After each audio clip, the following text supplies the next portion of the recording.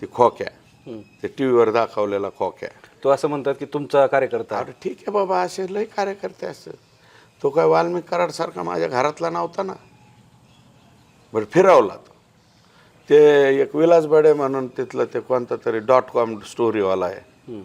आणि विलास बडे दुसरे ते आहेत ना, विलास हां, चॅनलचा पत्रकार. ते दुसरं हां हां विलास काय हां, विलास बडे.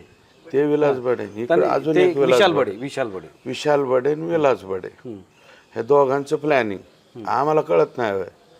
आम्ही काल परवा दिवशी राजकारणात आलो.